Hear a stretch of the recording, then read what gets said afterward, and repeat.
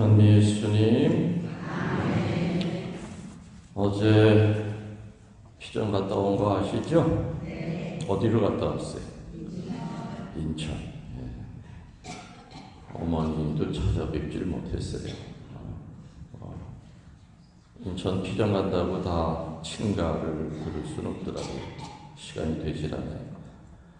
어제는 그 피정을 받는 대상자들이 인천교구 노인대학 누님들이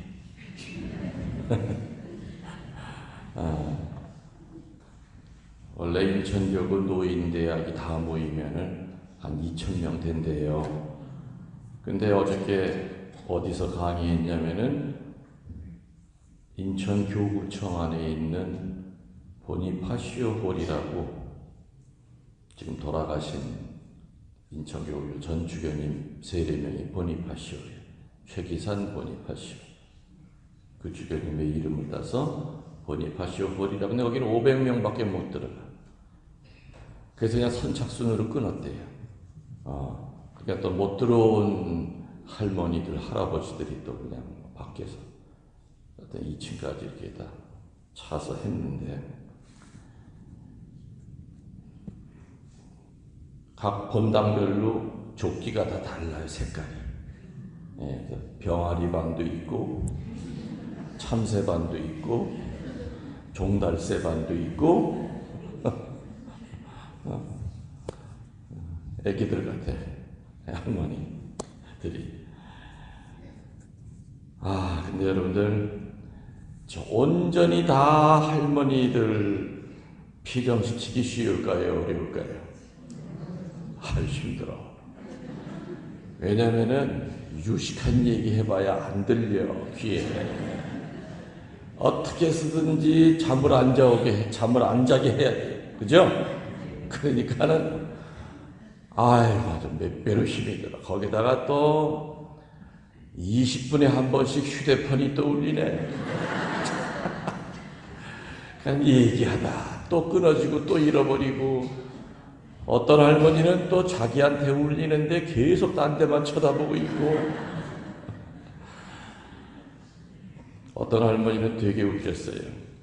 그 옆에 할머니가 계속 휴대폰이 울리니까 막 뭐라고 막 그리더라고. 조심하지 않고.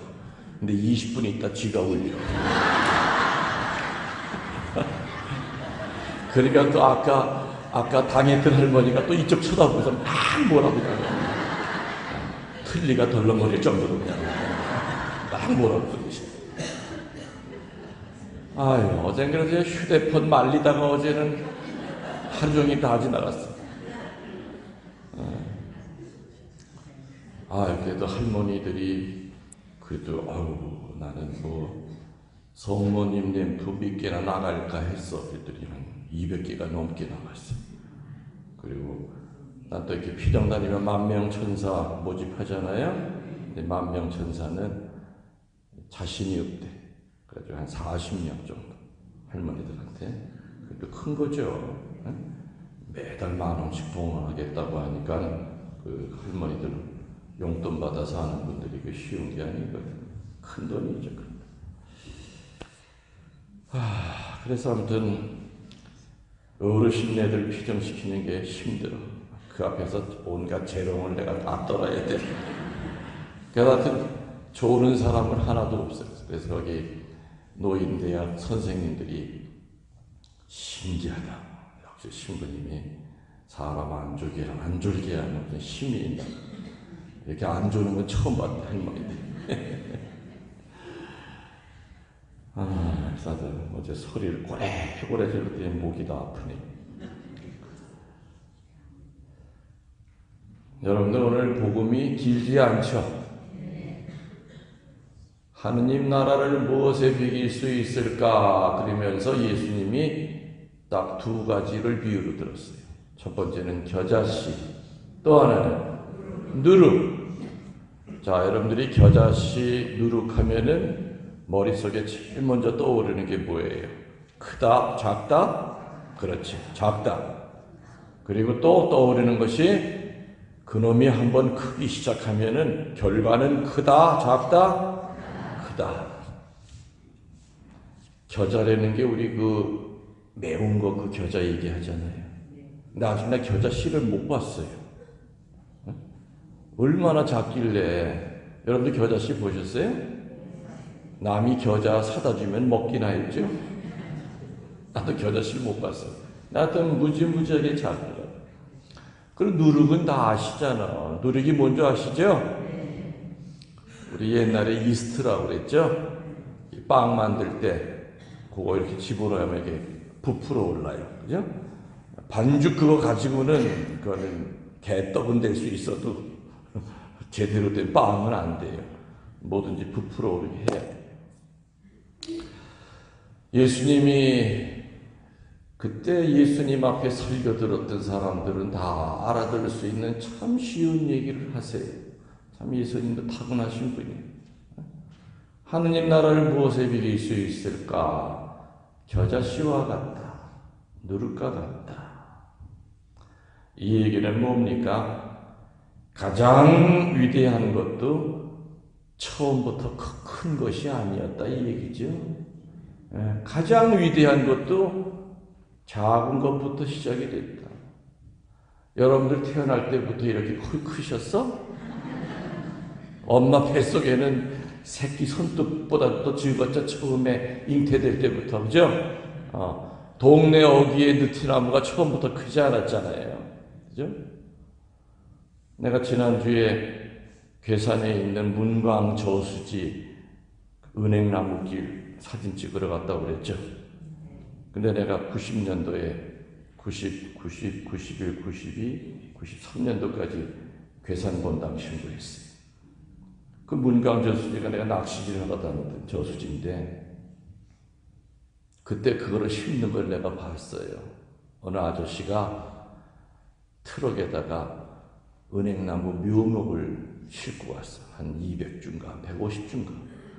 근데 그거를 혼자서 열심히 그 호숫가 주변으로 이렇게 마주보고 이렇게 다 심더라고. 마침 내 뒤에서 심길래 나는 무슨 군청에서 나온 사람인 줄 알았어요. 근데 공무원이 아니래요. 그냥 고향 사람이래요. 이 동네에서 태어났대. 근데 어릴 때부터 이 저수지를 봐왔기 때문에 내가 나중에 여유가 되면은 이 길에다가 저수지길 뚝방길에다가 은행나무를 심어야 되겠다고 생각을 했어. 내가 그 양반이 심는 걸 이렇게 보면서 아이고 그 아저씨 그거 언제 커? 요만한 거 심었거든. 근데 그게 지금 한 20년 되니까 세상에 텔레비전에 막 나오고 사람들이 바글바글 될 정도로 사진 찍으러 자랐다. 그러니까 뭐든지 큰 것도 그 시작은 대단히 미미했어요. 맞죠? 미미했어요.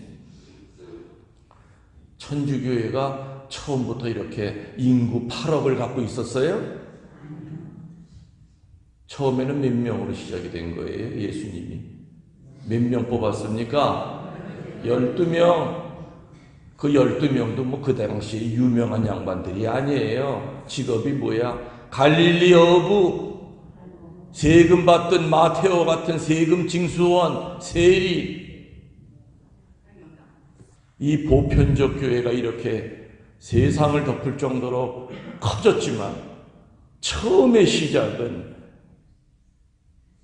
그야말로 온몸에 비린내 나는 어부들 데리고 그리고 사람들한테 매국노라고 손가락질 당하던 마테오 데리고 그래서 12명을 구성해가지고 처음에 그렇게 시작한 거예요. 12사도로부터 보편적 교회로 이렇게 전 세계를 퍼져나갔죠. 그러니까 우리는 항상 눈에 보이는 결과만을 생각하지 그 시작이 어땠는가를 잃어버릴 때가 참 많아요. 다시 말하면 내가 신앙 초보자였을 때는 생각 안 하고 옛날부터 이렇게 신앙이 깊었던 걸로 본인 스스로가 착각을 해. 예비자 교리반에 처음 나왔을 때 미사 때 얼떨떨하면서 뭐가 뭔지 아무도 몰랐던 초보자 시절이 있었단 말이에요. 초보자 시절. 자동차 뒤에 막 써붙이고 다니죠. 우리 애기가 타고 있어요. 우리 새끼 건드리면 죽어. 뭐 그런 거 써붙여. 별의별 게 다 있어. 나는 옆을 못 보니까 알아서 지나가세요. 근데 거기 지난번에 딱 앞차가 섰는데 뭐라고 써있냐면 뒤에 분도 초보 운전 시절이 있었어요. 그렇게 써놨어. 아, 맞다. 지금은 내가 한 손 가지고 여유 부리면서 운전하지만 옛날에 처음에 발발발발 떨었거든. 내 독당에서 보좌 신부할 때 그때 군종 신부 나갈 때 내덕동 교부들이 그때 60만 원 걷어줘가지고 브리시아 위에 입은 중고차 하나 사줬어. 그래서 그걸 끌고 강원도 원통까지 갔는데 이틀 걸렸어. 얼마나 천천히 가는지. 그냥 모든 차들이 나한테 다 덤빌 것 같아. 아이고. 그러니까 항상 우리들이 지금은 이렇게 프로처럼 살지만 그 시작은 얼마나 우리들이 작고 비천하게 시작이 됐던가. 위대한 것들도 처음부터 위대한 게 아니었다는 거죠. 이같이 하느님의 나라도 우리들의 작은 행위와 선한 마음으로부터 시작이 된다는 거죠. 하느님의 나라는 무엇에 비길 수 있을까? 겨자씨 같다. 작아요. 우리들은 뭐든지 큰 것만을 하려고 그래요. 큰 집 져야 되고, 큰 성당 져야 되고, 의리의리해야 되고, 이름 석자 날려야 되고.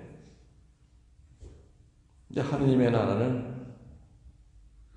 허장성세에 그렇게 큰 거로 시작되는 것이 아니라 우리들의 일상생활 가운데서 우리가 하느님의 마음을 향하여 봉헌하는 작은 선행, 또 진실된 기도, 절박한 기도, 하느님을 필요로 하는 기도, 이런 작은 기도로부터, 그리고 마음에서 우러나오는 화살 기도, 이런 거로부터 하느님의 나라는 차곡차곡 벽돌이 쌓여간다는 얘기겠죠?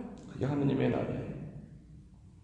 오늘 특히 누룩의 비유에서는 더 선명하게 드러나요.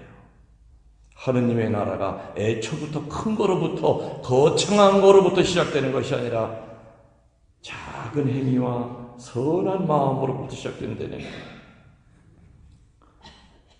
밀가루 반죽에 비하여 누룩은 대단히 작은 부분이지만 그것이 밀가루 반죽 속에 들어가면 반죽 전체의 성질을 변화시키고 말아요. 그런데 누룩도 선한 누룩이 있고 어두운 누룩이 있어요. 어떤 누룩은 들어가면 부풀게 하기는 부풀게 하는데 다 고름덩어리로 만들어. 다 주변을 썩게 만들어. 근데 선한 누룩은 들어가면은 썩었던 반죽도 다시 새살이 나게 만들어. 어느 모임에 잘 되던 모임인데 어떤 인간이 하나가 딱 들어왔어. 5개월도 안 돼서 다 깨져요. 엄청 잘난 인간이 하나 들어와서 온몸에 가시가 숭숭 나가지고 그 인간 곁에만 가면 다 찔려. 아파 죽겠대. 아우, 저 인간 잘난 척하는 꼴보기 싫어서 안 나와. 그럴 수 있지요? 또 어떤 모임은 다 죽어가는데 선한 누룩이 하나 들어가. 그러면서 몇 개월 안 돼가지고 레지오 단원들이 10명, 15명으로 팍팍 늘어나. 아, 그 프레시딘 분위기 좋아. 정말 재밌어. 갔다 오면 행복해. 일주일이 기다려져. 우리 단원들 만나고 싶어. 누룩이라도 주변을 썩게 하는 누룩이 있고 주변을 정화시키고 좋게 변화시키는 누룩이 있죠. 내가 자주 하는 얘기 있죠. 예수님이 큰 바보면 우리는 무슨 바보처럼 살아야 된다? 작은 바보처럼 살아야 된다. 이렇게 이론적으로는 알고 있는데 어쩌면 하나같이 예수님보다 그렇게 다 똑똑한지 몰라. 예수님만 바보고 다들 예수님보다 다 잘났어. 바보들이 모여있는 성당 가면 따뜻해요. 바보들만 모여있는 반모임에 가면 따뜻해요. 바보들만 모여있는 프레시즘에 가면은 너무너무 따뜻해요. 그러나 똑똑한 사람들만 드글드글대는 성당에 가면 성당에 들어오자마자 찬바람이 쌩쌩 돌아. 시베리아보다 더 추워. 똑똑한 사람들만 모여있는 반모임, 구역모임에 가보세요. 사람들 안 와요. 내가 왜 그 인간 때문에 스트레스 받으러 거기 가? 안 가는 게 낫지. 그 인간 말할 때마다 아주 속이 뒤집어져. 어떻게 이렇게 내뱉는 말마다 가시가 돋쳐있고, 그 사람 다른 사람 좋게 얘기하고 한 번도 못 들어봤어. 내가 왜 그 사람 앞에서 스트레스를 왜 받아? 돈이 나와 뭐가 나와? 누르기라 하더라도 선한 누룩은 정말로 좋은 빵을 만들 수 있게끔 질 좋은 반죽이 되지만 어두운 누룩은 오히려 어둡게 변화시키죠. 어느 한 사람이 봉사적이고 헌신적으로 그런 마음을 가지고 어느 반죽 위에 떨어지면 전체가 다 아름답게 바뀝니다. 이같이 하느님의 말씀이 우선 내 안에 들어와 누룩이 돼서 나를 변화시켜야 돼요. 하느님의 말씀은 누룩입니다. 맞죠? 일단 그 누룩을 받아들여서 반죽밖에 안 되어 있는 내 몸뚱아리에, 내 영혼 안에 하느님 말씀이 일단 들어와서 나를 변화시켜야 돼요. 누룩이 들어오면 안 변할 재간이 없어. 그죠? 나를 변화시키면 내 자신이 또 다른 누룩이 돼서 다른 사람의 반죽 속에 들어가서 다른 사람을 선하게 변화시키는 역할을 해야 된다라고 얘기하고 계시죠. 다시 말하면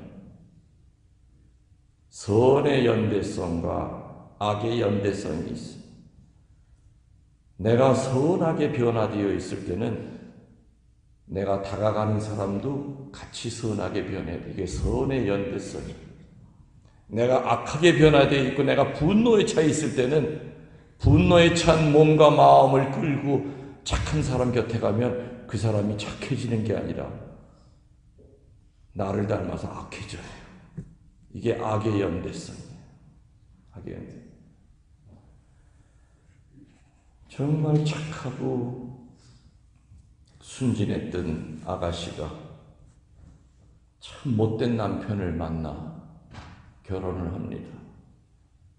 그러면은 그 착하고 순진했던 그 세대들이 포악해져요. 같이 싸워요. 그리고 얼굴 모습이 바뀌어요. 그러니까 오래간만에 보면 아니 쟤 걔 맞아? 얼굴이 왜 저렇게 망가졌을까? 왜 저렇게 상했을까? 아이고 얘기 들어보니까 남편이 바람을 핀대, 아주 태풍을 핀대. 저 어린 게 시집 가가지고 저렇게 이쁘고 고왔던 애가 아유 여자 팔자 뒤움박 팔자를 그냥.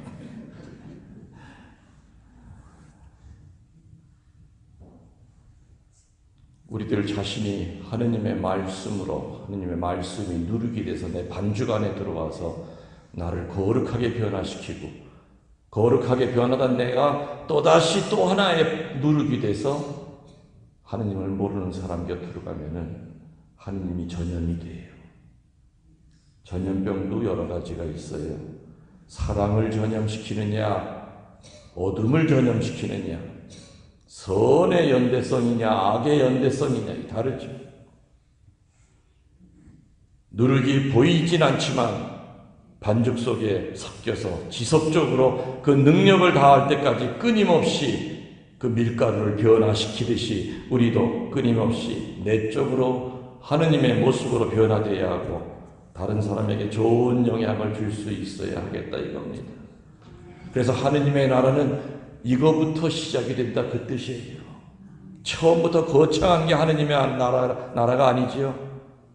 하느님의 말씀을 받아들이면 내가 바로 하느님의 나라가 되는 거예요. 하느님의 나라가 된 내가 다른 사람을 선하게 내가 또 하나의 누룩이 되어 다른 사람을 또 다른 하느님의 나라로 바뀌는 거죠. 그럼 온 가족이 다 하느님의 나라예요. 그럼 그 가정은 천국이에요. 아멘. 반죽 그 자체는 자신을 변화시킬 힘이 없어요. 맞죠? 반드시 누룩이 들어와야만 그것이 사람의 입으로 들어가고 유익한 음식이 돼요. 은총의 힘이 내 안에 들어와야 그건 가능하다. 하느님의 말씀이 내 안에 들어와야 가능하다. 성령의 불이 나를 스치고 지나가야 내가 변화가 돼요. 더군다나 우리들은 주님의 성체가 있잖아요. 말씀과 성체. 힘들고 어려울 때마다 하느님의 말씀이 누룩이 돼서 내 썩고 상처난 부분을 치유시킬 겁니다. 성체를 영할 때마다 그 성체가 하느님의 누룩이 되어 내 골마 터지고 있는 내 상처를 깨끗하게 새살이 나게 도와주실 것을 믿습니다. 아멘. 예수기서가 217번입니다.